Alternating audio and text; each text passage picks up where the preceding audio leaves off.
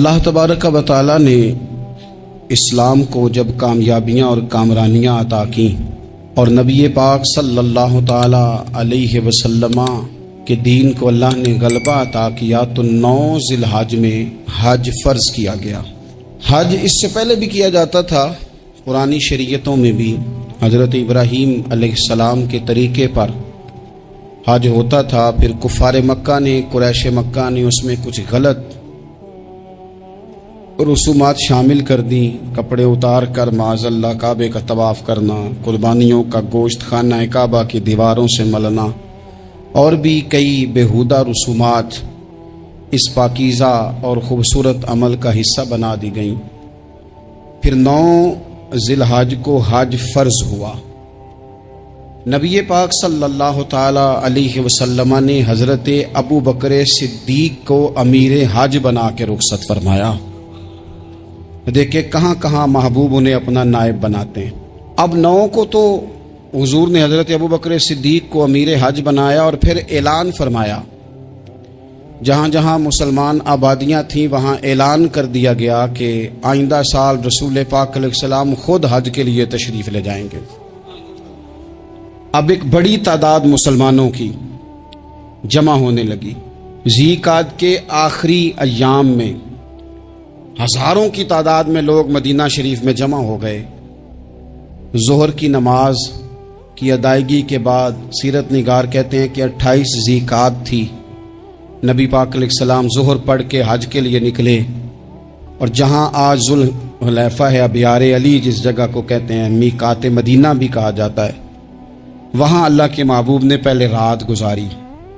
وہیں پہ نبی پاک صلی اللہ تعالی علیہ وسلم نے احرام باندھا، حضور تشریف لے گئے۔ یہ حج قران تھا۔ نبی پاک صلی اللہ تعالی علیہ وآلہ وسلم کے ساتھ اس طرح لوگ امڑ کے آئے، جہاں جہاں سے لوگ تھے مسلمان وہ سارے جمع ہوئے حضور کے ساتھ اللہ کی بارگاہ میں حاضر ہونے کے لیے۔ 1,40,000 صحابہ، یہ ایک ہی دفعہ صحابہ کا اتنا بڑا مجمع جمع ہوا ہے، ایک ہی دفعہ۔ اور حضور علیہ السلام کی خواہش تھی کہ یہ سارے لوگ وہاں پہنچیں۔ محبوب کریم علیہ السلام 4 ذی الحج کو حضور علیہ السلام نے طواف کیا، صفا مروہ کیا، احرام نہیں کھولا، قربانیاں ساتھ تھیں، چونکہ یہ حج قران تھا۔ اللہ کے رسول صلی اللہ تعالی علیہ وآلہ وسلم نے پھر 8 ذی الحج کو ظہر کی نماز جا کے منا کے میدان میں ادا کی۔ 9 ذی الحج کو مسجد نمرہ کے پاس کوہ صبیر پر جب سورج کی کرنیں چمکیں، قربان جائیں کیا نظارہ ہوگا۔ لبیک لبیک کی صدا آ رہی ہے، دے کون رہے ہیں؟ مدینے والے محبوب صلی اللہ علیہ وسلم۔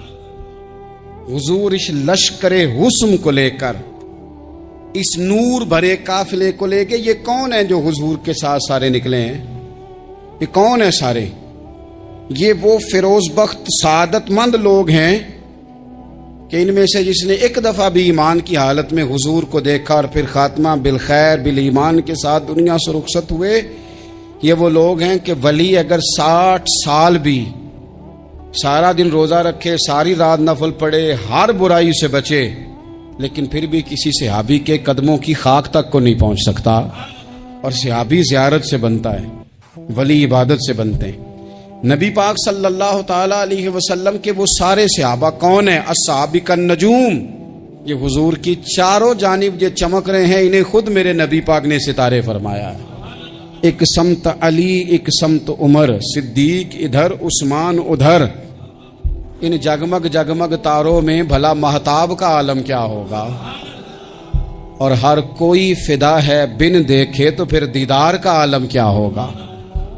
تو نبی پاک صلی اللہ علیہ وسلم نے یہ وہ موقع تھا، 9 ذی الحج میدان عرفات، حضور صلی اللہ علیہ وسلم نے ظہر کی نماز ادا فرمائی، اور پھر کچھ توقف کے بعد حضور کے لیے اونٹنی پر کجاوا سجایا گیا۔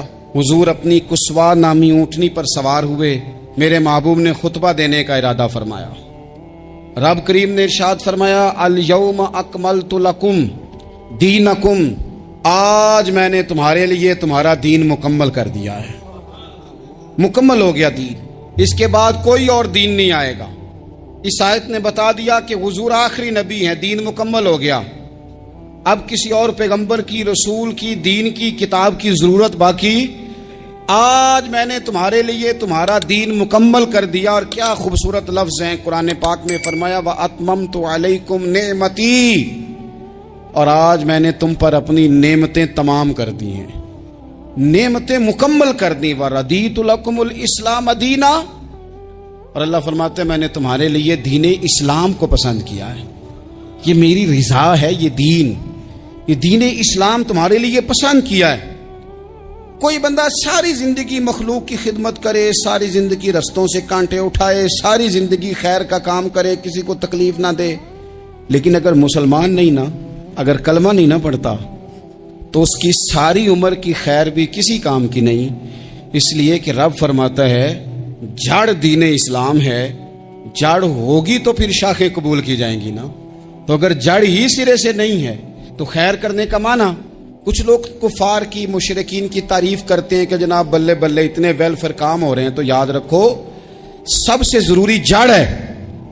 قرآن پاک میں رب تعالیٰ نے منافقین، مشرکین اور کفار کے اعمال کی بنیاد اس طرح کی بتائی ہے کہ جس طرح پتھر پر تھوڑی گرد پڑ جائے، ذرا ہوا کا جھونکا ہے یا بارش آئے تو پتھر صاف کا صاف ہو جاتا ہے۔ ان کے اعمال اس طرح کے ہیں۔ اس خیر کا کیا مطلب کہ جس خیر میں ایمان ہی شامل نہیں؟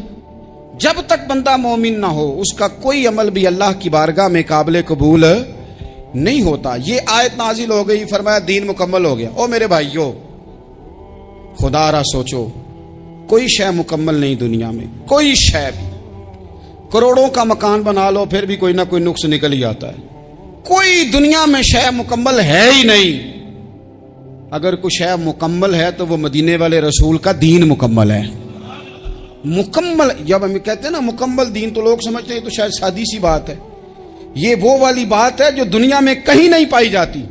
جب یہ آیت نازل ہوئی تھی نا، تو بخاری میں موجود ہے، ایک بہت بڑا یہودیوں کا عالم حضرت عمر فاروق رضی اللہ تعالیٰ عنہ سے کہنے لگا، یہ جو تم پر آیت نازل ہوئی ہے نا کہ دین مکمل ہو گیا، یہ اگر ہم پر نازل ہوتی نا تو جس دن یہ آیت نازل ہوئی ہوتی ہم نے ہر سال اسی دن کو عید بنا لینا تھا کہ دین مکمل ہو گیا۔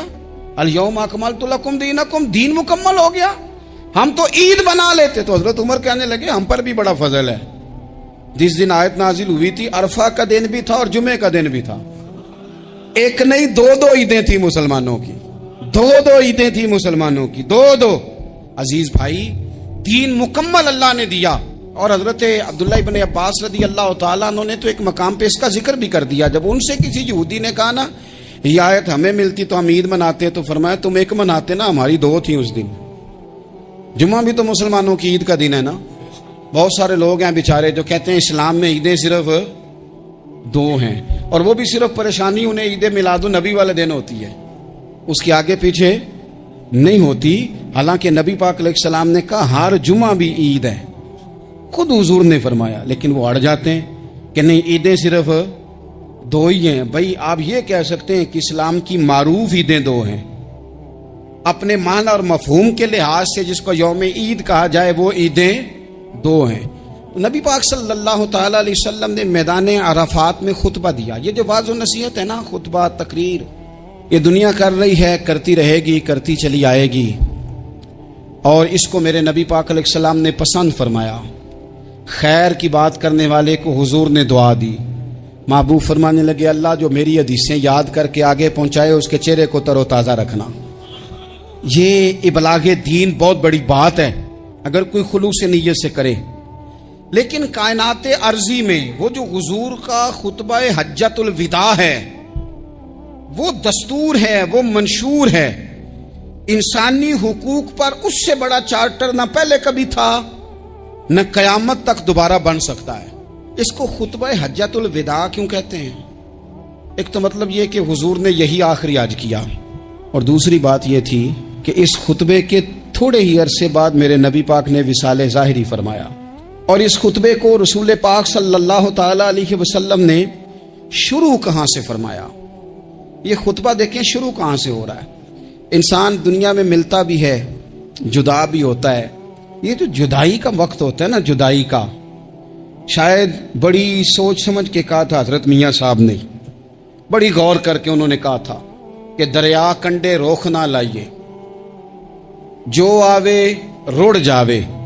آپ میدان میں درخت لگاتے ہیں تو کبھی پھل گرتا ہے تو زمین پہ گرتا ہے، اٹھا لیتے ہیں۔ اگر دریا کے کنارے ہو تو وہ تو دریا میں گرے گا اور رڑ جائے گا، چلا گیا، بہہ گیا۔ فرمانے لگے دریا کنڈے روخ نہ لائیے، جو آوے رڑ جاوے، تے پردیسی نال نہ یاری لائیے، ادا جدوں دل کرے ٹر جاوے، وہ تو چلا جاتا ہے۔ یہ خطبہ شروع کہاں سے ہو رہا ہے؟ یعنی ابھی آغاز کلام ہے، بات آگے آئے گی، آغاز کلام ہے۔ میں کہہ چکا ہوں ولی شاید عبادت کر کے بنے، تقوی اختیار کر کے بنے، ولی اللہ کی حرام کردہ ہر شے سے اجتناب کر کے بنے، وہ جس میں شبہ ہے اس سے بھی بچے تو پھر ولی بنے۔ لیکن صحابی تو حضور کی زیارت سے بنتا ہے نا، نبی پاک کی زیارت سے بنتا ہے، اور صحابہ تو وہ صحابہ تھے جن کی ہر صبح عید ہوتی تھی، خدا کا قرب حاصل تھا، نبی کی دید ہوتی تھی۔ وہ تو اس طرح کا ماحول تھا کہ نبی پاک نے فرمایا حضرت ابو ہریرہ سے یہیں بیٹھے رہتے ہو، تھوڑا ذرا کبھی کوئی کام بھی کر لیا کرو، وقفے سے ملنے سے محبت بھی بڑھتی ہے۔ تو حضرت ابو ہریرہ اٹھے اور ستون کے پیچھے سے ہو کے واپس آ گئے۔ فرمایا آ گئے ہو؟ عرض کی حضور دل ہی نہیں لگتا تو جائیں کہاں؟ وہ جو حضور سے آ کے کہتے تھے نا یا رسول اللہ صلی اللہ علیہ وسلم، حضرت ثوبان بن مالک، حضور نے فرمایا پریشان دکھائی دیتے ہو؟ کہا یا رسول اللہ ایک بات پریشان کرتی ہے۔ کہا وہ کیا؟ عرض کی حضور دل بے چین ہوتا ہے تو زیارت کو آ جاتا ہوں، آج ایک عجیب خیال آیا ہے، عجیب خیال آیا ہے، اور اس نے عجیب رنگ طبیعت میں بھر دیا ہے۔ فرمایا تمہیں کیا خیال آیا؟ عرض کی یا رسول اللہ صلی اللہ علیہ وسلم آج خیال آیا ہے کہ ثوبان ہے تو حضور کا غلام ہے، جنت تو حضور کے صدقے ملے گی، لیکن یہ ہے کہ حضور تو ہوں گے نا نبیوں کے ساتھ، تجھے ملے گی پر ملے گی تو غلاموں کے محلے میں نا۔ دل میں خیال آیا کہ وہاں زیارت بھی ہوگی کہ نہیں؟ او جنت میرے کس کاری جتھے یار نظر نہ آوے، زیارت بھی ہوگی کہ نہیں؟ حضور کی بارگاہ میں جب حضرت ثوبان نے عرض کی تو رب کریم نے فرمایا محبوب جو تیری اور تیرے رب کی اطاعت کرے نا، اولئک انعم اللہ علیہم من النبیین والصدیقین والشہداء والصالحین، فرمایا ان کو اللہ نبیوں کے، صدیقین کے، شہداء اور صالحین کے ساتھ ہی جنت میں اکٹھا فرمائے گا، وہ اکٹھے رہے۔ تو جن کو تو جنت میں بھی حضور کی زیارت کے بغیر چین نہیں تھا، ان کو حضور نے خطبہ حجۃ الوداع شروع کرتے وقت پہلا جملہ پتہ کیا کہا؟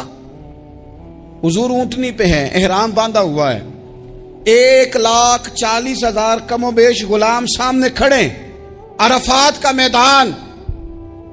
محبوب فرمانے لگے پہلا جملہ، جو درد والے تھے وہ تڑپ گئے، یہ سارے درد والے تھے لیکن کچھ زیادہ مزاج شناس تھے۔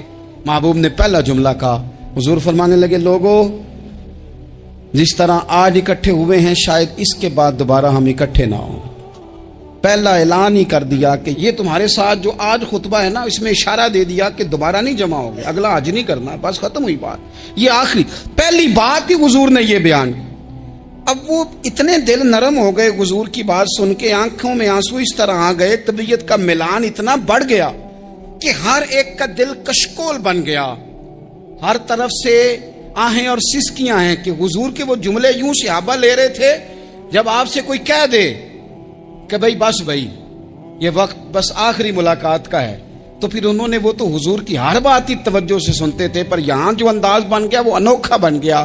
فرمایا شاید دوبارہ ملاقات نہ ہو۔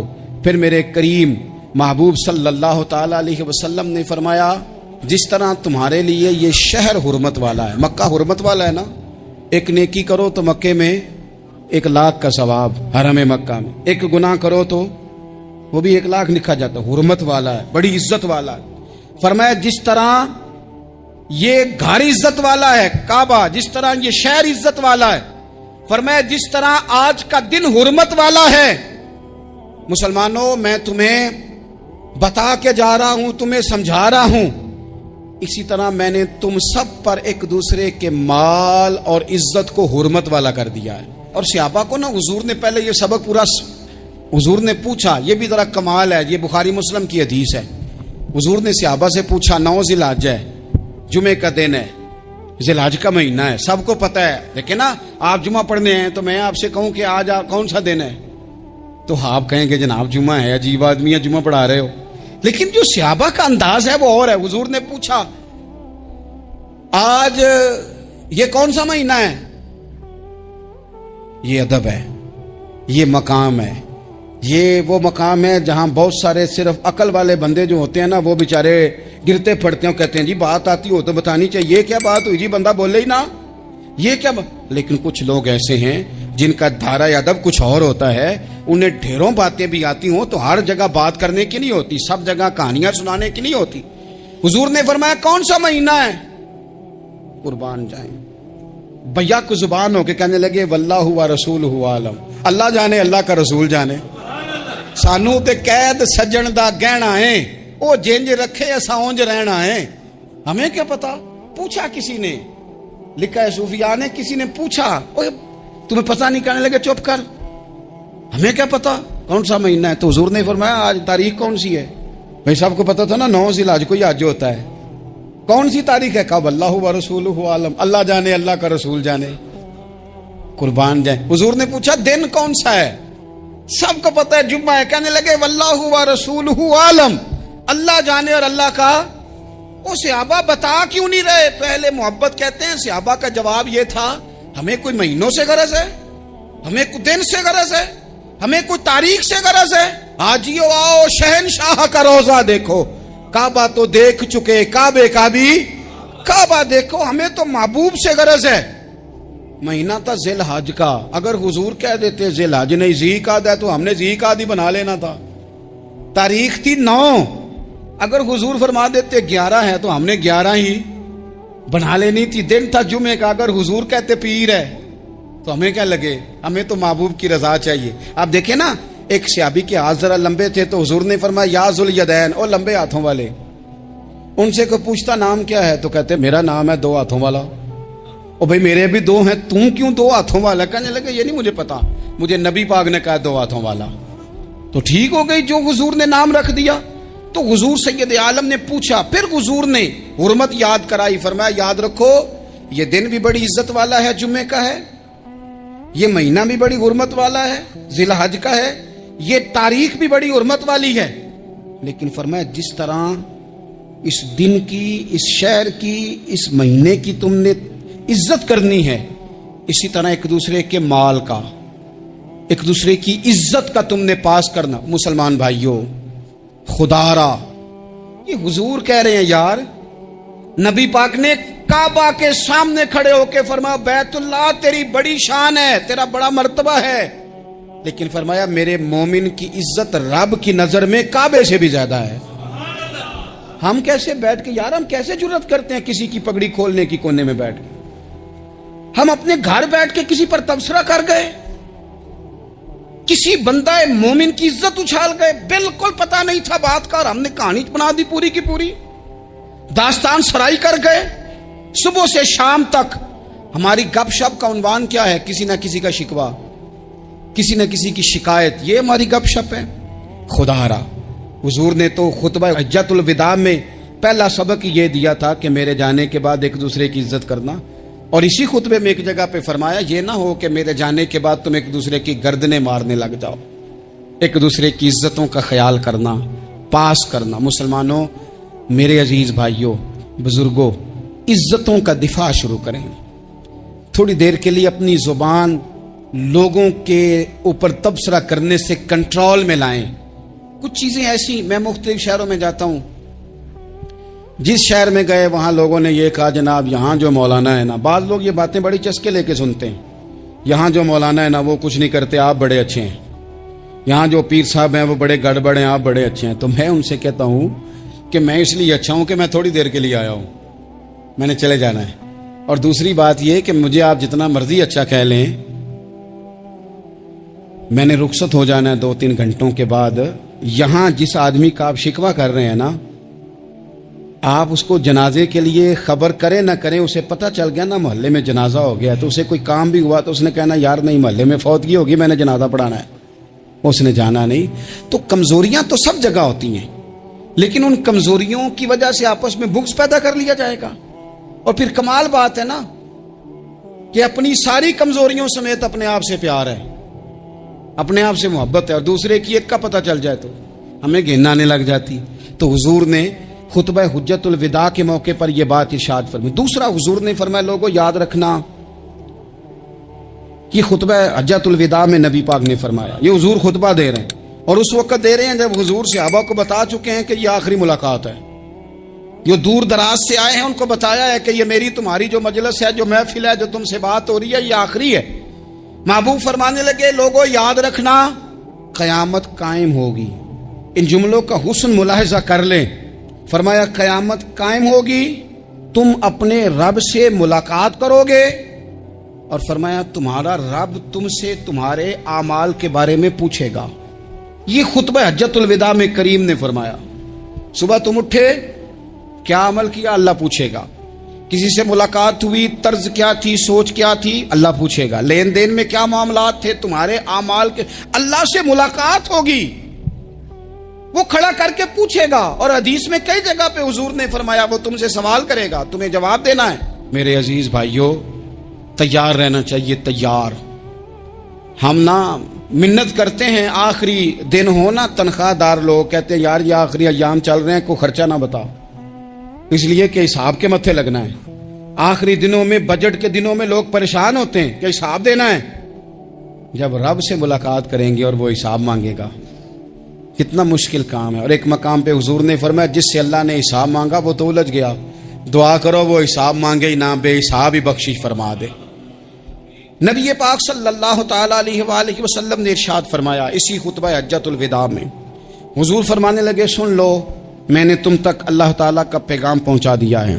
اب جس شخص کے پاس امانت رکھی ہو اس پر لازم ہے کہ وہ امانت اس تک پہنچا دے جو اس کا مالک ہے۔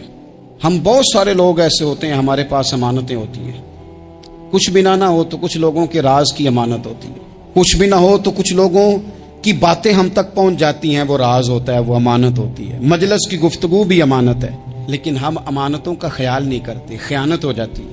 بہت محتاط ہو کر اپنی زندگی میں امانتوں کا خیال کیا جائے۔ یا ایھا الذین آمنوا لا تخونوا اللہ والرسول وتخونوا اماناتکم وانتم تعلمون۔ اللہ فرماتے ہیں ایمان والو، نہ رب سے خیانت کرنا، نہ رب کے رسول سے خیانت کرنا، نہ آپس میں ایک دوسرے سے خیانت کرنا، جانتے بوجھتے ہوئے یہ کام نہ کرنا۔ وانتم تعلمون، جانتے ہو، تمہیں پتہ ہے۔ کبھی بھی بددیانتی کا مظاہرہ نہ کریں اپنی زندگی میں، کبھی بھی۔ اور یہ بھی یاد رکھ لیں، بچوں کو کیا پتا کہ ہمارا ابا حلال لا رہا ہے کہ حرام لا رہا ہے؟ آپ لا رہے ہیں نا، تو وہ تو بیچارے بھولے پن میں کھا رہے ہیں، تو حساب آپ نے دینا ہے۔ جنہ لی تو پاپ کمائے ہن کتھے نہیں ہو تیرے کر دے، بلانا۔ تو بچوں کا تو یہ معاملہ ہے بھائی، اللہ ماشاءاللہ کہ وہ وقت پہ ہی، شادی کے 10-15 دن کے بعد ہی ان کو پیغام مل جاتا ہے کہ اگر ہمارا علیحدہ گھر ہو تو میں مرضی سے سجاؤں، تو میں مرضی سے سنواروں، تو میرا کوئی مطلب اپنا سلسلہ ہو، تو بڑے ٹائم پہ ساری باتیں شروع ہو جاتی ہیں، وہ تو معاملہ ہی بالکل اور ہے۔ تو بالکل کسی بھی امانت میں کبھی بھی خیانت کرنے کی کوشش نہ کریں۔ اور یاد رکھیں، مال حرام جہاں آتا ہے وہاں بڑی تباہی آتی ہے، جہاں لوگ بددیانت ہو جاتے ہیں وہاں معاملات بڑے خراب ہو جاتے ہیں۔ اللہ تبارک و تعالیٰ دیانتداری کی توفیق عطا فرمائے۔ حضور نے خطبہ حجت الوداع کے موقع پر فرمایا میں نے آج جاہلیت کے سارے سود ختم کر دیے۔ نبی پاک میدان عرفات میں کھڑے ہو کے فرمانے لگے جس بندے نے بھی کسی سے پیسے لیے ہیں وہ اصل رقم دے گا، زائد نہیں دے گا۔ حضور کے بڑے قریبی تھے ایک، فرمایا انہوں نے بھی کچھ لوگوں سے پیسے لیے ہوئے، چونکہ وہ سب لوگ کرتے تھے، حرام ہی نہیں تھا۔ فرمایا میں ان کو بھی حکم دیتا ہوں کہ یہ اصل رقم وصول کریں گے، کسی سے ایک پائی بھی زیادہ وصول نہ کریں گے۔ نبی پاک صلی اللہ تعالی علیہ وسلم نے خطبہ حجت الوداع میں ایک باریک بات حضور نے بھی، یہ آپ نے ضرور سمجھنی ہے، بالخصوص جو لوگ تھوڑا دین پر عمل کر رہے ہیں، جن کا لبادہ مذہبی ہو گیا، جنہیں لوگ حضرت صاحب، قاری صاحب، علامہ صاحب، مفتی صاحب، حاجی صاحب، بزرگوں کہہ کے بلاتے ہیں، وہ اس پر توجہ کریں۔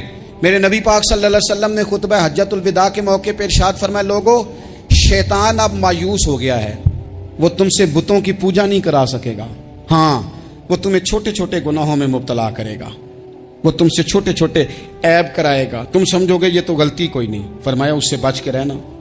اب وہ مایوس ہو گیا، بتوں کی پوجا نہیں کرا سکتا، تمہیں اپنی پوجا نہیں کرا سکتا، لیکن چھوٹی چھوٹی غلطیاں۔ ایک مقام پہ فرمایا نا چھوٹا گناہ ہونا تو مومن اسے پہاڑ سمجھتا ہے، اتنا بڑا ہو گیا، اور منافق کہتا ہے یہ تو کچھ بھی نہیں۔ تو اپنی زندگی کے اندر چھوٹی چھوٹی کوتاہیاں، حضرت سعدی فرمایا کرتے تھے سیلاب اچانک نہیں آتے، پہلے چھوٹا سا سوراخ ہوتا ہے دریا کے کنارے میں، اسے بند نہ کیا جائے پھر بڑا ہو جاتا ہے، پھر وہ ٹائم آتا ہے کہ بند ٹوٹ جاتا ہے، بستیاں ڈوب جاتی ہیں۔ پہلے چھوٹا گناہ انسان کرتا ہے، چھوٹا، پھر اس سے آگے بڑھتا جاتا ہے اور بڑی بڑی غلطیاں ہوتی ہیں۔ اللہ تبارک و تعالی ہمیں رائی کے دانے کے برابر بھی غلطی کرنے سے محفوظ فرمائے۔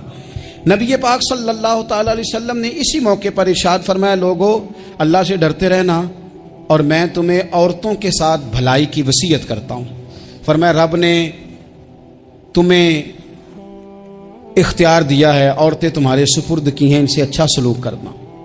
فرمایا اگر کبھی کوئی ان پر تمہیں سختی کرنی بھی پڑے تو اتنی کرنا جتنی ان کی غلطی ہو، ان سے درگزر کرنا، ان سے پیار کرنا۔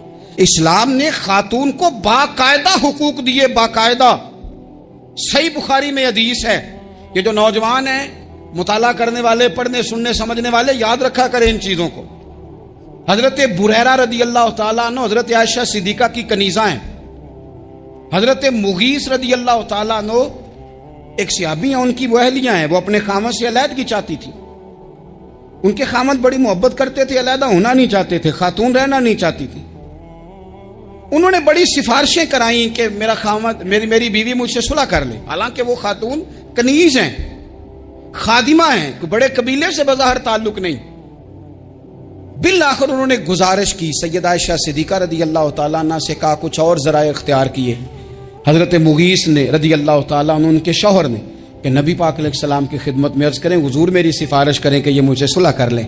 تو نبی پاک علیہ السلام نے حضرت بریرہ رضی اللہ تعالیٰ عنہ جو کنیزہ ہیں، خادمہ ہیں، ان کو بلا کے کہا تمہارا خامد صلح کرنا چاہتا ہے۔ یہاں برادری کا بڑا کے کہتا ہے پتر وہ میری بھی نہیں تو گل رکھنی، وہ میرے ککھاں دا بھی نہیں تو، وہ کیا کہہ رہے ہیں آپ؟ اللہ نے اسے حق دیا ہے، اور جسے حق اللہ دے اس کا رسول دے، اس سے کون ہوتا ہے کوئی حق چھیننے والا؟ نبی پاک صلی اللہ علیہ وسلم نے حضرت بریرہ سے کہا تمہارا خامد صلح کرنا چاہتا ہے اور وہ روتا ہے تمہارے لیے، اور اس نے بڑی سفارشیں کی ہیں، تم اس سے صلح کر لو۔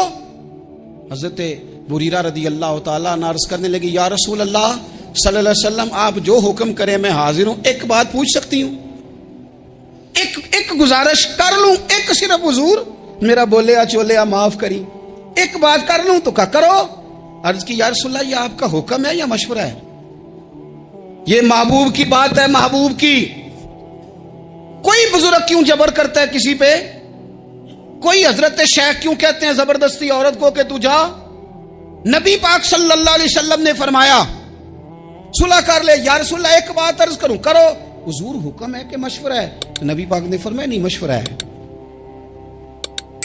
تم عاقلہ ہو، بالغہ ہو، اسلام تمہیں با اختیار کرتا ہے، چاہو تو رہو، چاہو تو خلا لے لو۔ عرض کرنے لگی حضور اگر مشورہ ہے تو پھر میں مغیث سے صلح نہیں کرنا چاہتی۔ میرے محبوب نے فرمایا تو جس حال میں راضی ہے میں بھی راضی ہوں۔ ٹھیک ہو گئی بات، ختم ہو گئی۔ حضور نے کوئی زور نہیں، اتنے اسلام حقوق دیتا ہے عورت کو، کسی کو اجازت نہیں کہ وہ جبر کرے، وہ ظلم کرے۔ میں آ گیا ہوں صلح نہیں کرنی، بے تو کیوں آیا ہے؟ تو نے وقت گزارنا ہے، جانے وہ خامد کس طرح کا ہو۔ تو نبی پاک صلی اللہ علیہ وسلم نے خطبہ حجۃ الوداع کے موقع پر فرمایا عورتوں کے ساتھ اچھا سلوک کرنا۔